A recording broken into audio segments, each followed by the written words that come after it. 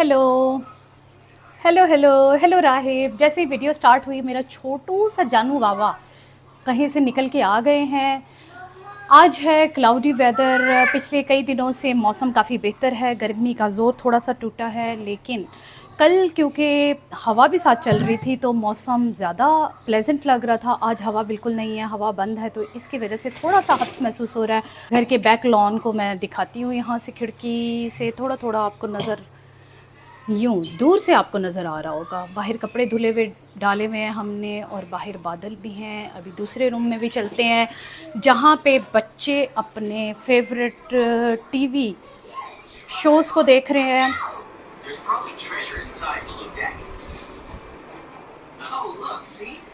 यहाँ से बहुत क्लियर आपको वेदर नज़र आ रहा होगा। छुट्टियाँ चल रही हैं और बच्चों का देर तक सोना, साथ साथ अपने पसंदीदा टीवी शोज़ को देखना, कार्टून्स को देखना, गेम्स खेलना, फ़ोन टाइम करना। और फ़ोन टाइम में अब एक नई चेंज आई हुई है कि दोनों बच्चे मेरे जो हैं वो फ़ोन टाइम 4 घंटों का एक साथ कर लेते हैं। वो 6 बजे से लेके 10 बजे तक करते हैं। पहले उनकी रूटीन थी कि 2 घंटे दिन में और 2 घंटे रात में वो किया करते थे, अब वो एक साथ ही रात में सारा फ़ोन टाइम करते हैं। और मैंने बच्चों के लिए गर्मियों की छुट्टियों में एक एक्टिविटी ढूंढ निकाली है। मैंने कुछ चीज़ें ऑनलाइन ऑर्डर की हैं, अभी आपके सामने वो मैं अनपैक करती हूँ। मेरे बच्चों को क्योंकि समर वेकेशन का होमवर्क नहीं मिलता, उनकी क्लास एंड होती है और उसके बाद समर वेकेशन स्टार्ट हो जाती है और नई क्लास गर्मियों की छुट्टियों के बाद स्टार्ट होती है। इस वजह से उनका कोई भी इस तरह से फॉर्मल होमवर्क नहीं होता, थोड़ा इनफॉर्मल टाइप होता है जिसमें क्रिएटिविटी होती है। कुछ एक फॉर्म्स फिल करने होते हैं ऑनलाइन, कुछ एक क्विज़ेस देने होते हैं। लेकिन उनमें से अभी तक बच्चों ने एक भी चीज़ नहीं की है और उनका दूर दूर करने का कोई प्लान नहीं है। मैं ये चाहती थी कि बच्चों को गर्मियों में कोई ना कोई मैं वर्कशॉप्स वगैरह अटेंड करवाऊँ, कुछ ये नया सीखें जो कि प्रैक्टिकल हो। लेकिन इसमें फिर काफ़ी ज़्यादा ड्यूटी आ जाती है। एक तो वो लॉन्ग टर्म थे, बहुत लंबे चौड़े वो कोर्सेज़ थे, एक एक महीने के, 1.5 महीने के। मैं इतनी जो है वो ड्यूटी नहीं दे सकती थी इतनी सख्त गर्मी के अंदर। दूसरा ये है कि मैं चाहती थी कि बच्चे कुछ इंटरेस्टिंग सा सीखें, घर पे ही रह के सीखें, और इस तरह से इतना प्रैक्टिकल हो वो काम कि उनको फ़ायदा हो इसका लॉन्ग टर्म। तो हमने कुछ चीज़ें मंगवाई हैं, वो भी मैं आपको दिखाती हूँ। पहले मैं आपको दिखाती हूँ मेरा फ़र्स्ट पीआर पैकेज जो है वो क्या है उसमें। अभी हम साथ मिलके बॉक्स को ओपन कर लेते हैं। पसीना भी आ रहा है, अगर लेकिन मैं फ़ैन ऑन करती हूँ तो शोर बहुत ज़्यादा होता है और आपको मेरी आवाज़ समझ नहीं आएगी। तो पीआर पैकेज ओपन करते हुए मैं देखती हूँ कि मैं फ़ैन हल्का फुल्का ऑन कर लूँगी, अगर आवाज़ सही नहीं होगी तो मैं उसका वॉइस ओवर कर लूँगी। तो चलें पीआर पैकेज को ओपन कर लेते हैं। तो जी ये है मेरा फ़र्स्ट एवर पीआर पैकेज जो कि SCS सक्सेस चेज़र स्टार्स वालों ने मुझे भेजा है। ये ऑर्गेनिक स्किन केयर प्रोडक्ट्स बनाते हैं और इनका ये दावा है कि इनके पास ऑथेंटिक और जेन्युइन ऑर्गेनिक प्रोडक्ट्स होते हैं।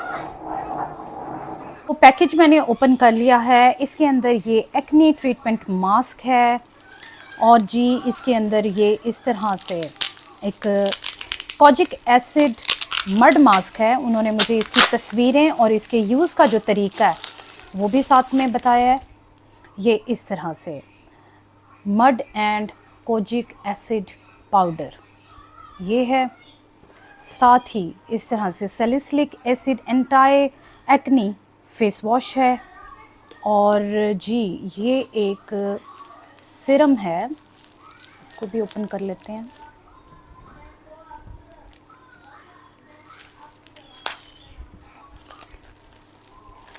ये एंटी एक्नी सिरम है। ये 4 चीज़ें हैं डिफरेंट इसमें। ये फेस वॉश है एंटी एक्नी, ये एक्नी ट्रीटमेंट मास्क है, जेल मास्क है, रात को लगाना है और सुबह में वॉश करना है इसको। ये कोजिक एसिड मड है पाउडर, इसको यूज़ करना है। और साथ ही ये एक्नी सिरम है। मेरी स्किन है मिलाज़मा प्रोन, मेरी स्किन के ऊपर है हाइपर पिगमेंटेशन। उन्होंने ये सारा कुछ मुझे भेजा है एक्ने से रेलिवेंट। तो इसके लिए मेरे पास एक मॉडल है ट्रीटमेंट उन्होंने कुछ इस तरह से बताया है कि डेली आपने ये फेस वॉश यूज़ करना है, रात को आपने ये जेल क्रीम लगानी है, हफ्ते में 2 बार आपको ये मड मास्क, अगर आपकी स्किन ऑयली है तो रोज़ वाटर में, ड्राई है तो दूध के साथ आपने ये बना के लगाना है फेस पे। और आपने ये इन सब चीज़ों के 20 डेज़ के बाद ये एंटी एक्नी सिरम यूज़ करना है। तो क्योंकि मेरी स्किन तो है मिलाज़मा प्रोन और मुझे मिलाज़मा का इशू है, एक्ने का नहीं है, और ये सारा कुछ है रेलेवेंट एक्ने से। मेरे पास एक मॉडल है जिस पे मैं ये पूरा महीना ट्राई और टेस्ट करूँगी और फिर उसके बाद मैं आपको इसके रिज़ल्ट्स भी डेफिनेटली शो करवाऊँगी बिफ़ोर एंड आफ्टर के अपनी मॉडल के ऊपर कि ये किस तरह से असर करते हैं। और more power to SCS cosmetics and skin care company. So more power to SCS skin care company. आप लोग बहुत तरक्की करें, अल्लाह आपको कामयाब करे, लेकिन आपने हमेशा ये बात याद रखनी है कि हर कोई अपनी हार्ड एंड मनी से पैसे जोड़ जोड़ के डिफरेंट चीज़ें ख़रीदता है, क्योंकि उसको कोई ना कोई इश्यूज़ होते हैं स्किन के, ये ख़ास तौर से जैसे एक्नी है, मिलाज़मा है, इसके अलावा भी जितने भी स्किन के इश्यूज़ हैं या बॉडी और हेल्थ रेलिवेंट इश्यूज़ हैं। तो आपने अपनी क्वालिटी को हमेशा अच्छा रखना है और इस अंदाज से रखना है कि आपका जो रिस्क है उसमें किसी भी किस्म की कोई मिलावट ना हो। आपका बहुत बहुत शुक्रिया। ये इनका जो एक्नी एंटी एक्नी सिरम है उसकी देख लें ज़रा आप, इसके इंग्रेडिएंट्स क्या क्या हैं। इसमें है नीम, लेवेंडर, टी ट्री और with Hazel extracts witch hazel extract. ठीक हो गया। ये जो है acne treatment mask oil control है, रिमूव करता है एक्नी मार्क्स को। सैलिसिलिक है, इसमें नीम है, लेवेंडर है, टी ट्री है और विच हेज़ल एक्सट्रैक्ट्स हैं।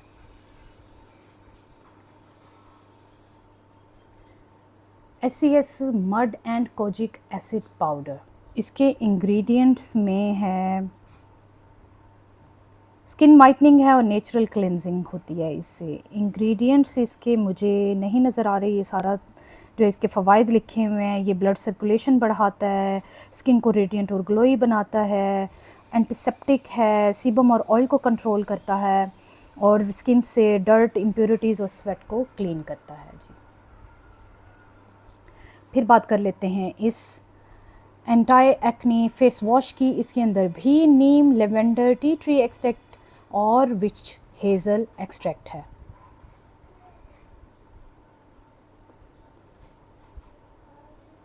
बच्चों की गर्मियों की छुट्टियों में जो एक्टिविटी मैंने प्लान की है वो है सोप मेकिंग की एक्टिविटी। ये एक ऐसा क्रिएटिव काम है जिसमें रबा जानी को भी इंटरेस्ट है और दुराब को भी इंटरेस्ट है।